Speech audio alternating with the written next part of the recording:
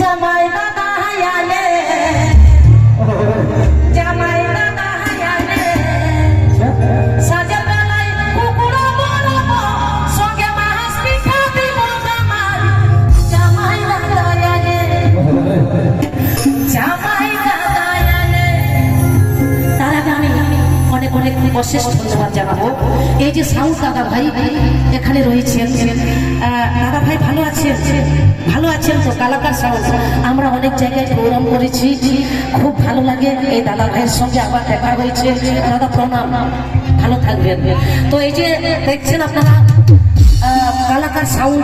পেড়া হড় আপনি নিয়ে Kalakar sound ñel do bana inya sering khona ho jani aro moj ona ajom nyame ape ape betul take kana noa saund khatira ta cholo tihin jahan ode ko sasaprao ke ebong saund cholo noneram komiti gaota loko yukun to beton jor jor khayo bhi chola joto kote তবে তো বুঝবো। চলো, তো আমরা বিভিন্ন জায়গায় programme করছি, আমার গলাটা একটু ঠান্ডা লেগে গেছে, গানের মধ্যে যদি কোনো কিছু ত্রুটি হয়ে যায় ক্ষমা করে দেবেন। চলো রেডি, নাচ করিব। জামাই দাদা আলে জামাই দাদা আলে সাজের বেলায় কুকুর বলবো সঙ্গে মাছ পিঠা দিব জামাই দাদা আলে জামাই দাদা আলে।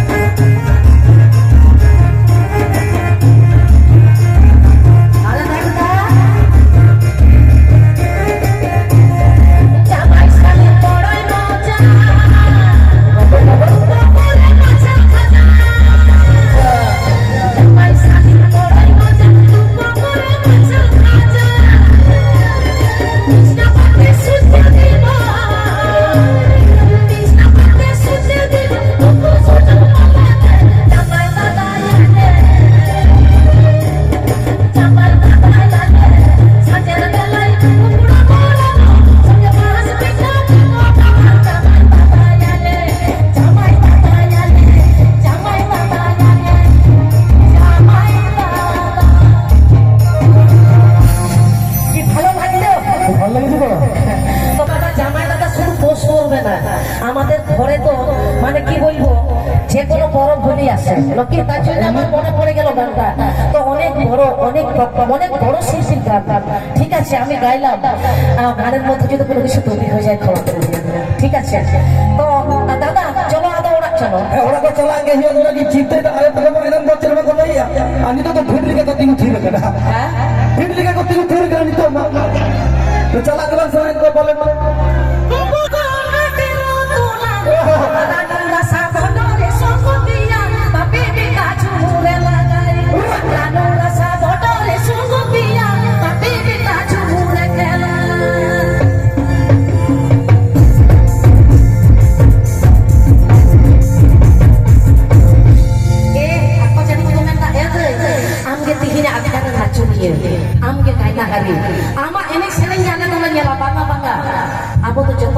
नाचुंगे जतो हर के गायला हारी एकदम सही जतो हर के बदलिए एना हिंदी दे ए मानता मासे नुआ तो दिकु का फते को गात गालां आबो संसारी लागले सरे पहाल दो आबो संसार कामी लागा करना माझी आचार को एनेक सरे लागे लोनो गाना एनेक सरे से बोगा बुरु को अंदर करना है सचे मानी सुंदर रसरे रसरे को रोड चला करता है तो तिहिं तो आबो तो नो आकार बोल जापा मकरा चलो से चलो मिल हम नेने जा छोटा बटे ओपे तो मासे का तीन पतिना गाने ने कौन बड़ा रगड़े ने लगा लारे लगड़े बीड़ी ऊपर गाड़ी रखी गाड़ी ऊपर गाना रखी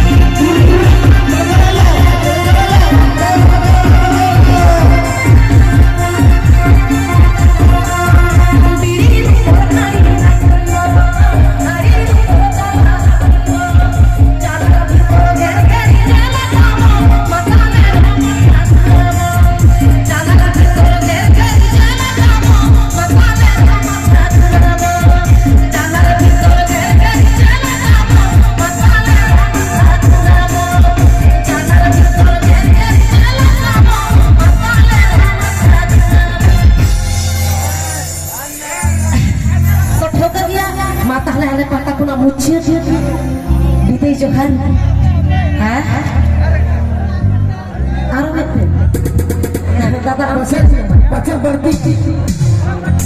बापे लहते ठीक ले पे में से बड़े बांग पहुंचते ये रोड ले गया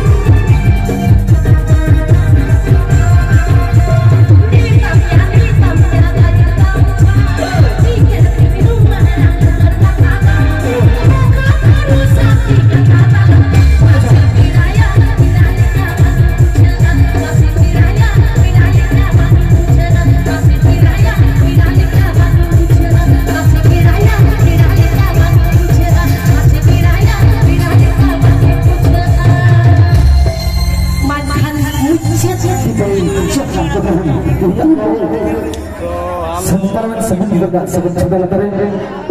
jahado cabai na apa ke samane event kal অনুষ্ঠান আমাদের সাথে স্টেজ হবে আর ini kata kita ঝামেলা আখড়া ওয়াকা মান খান যারা কেবল মসজিদ করা ওরালে তো event kal অনুষ্ঠান পারাছে কোন তাহাই না সালাম কো লাগি বিদায় জোহার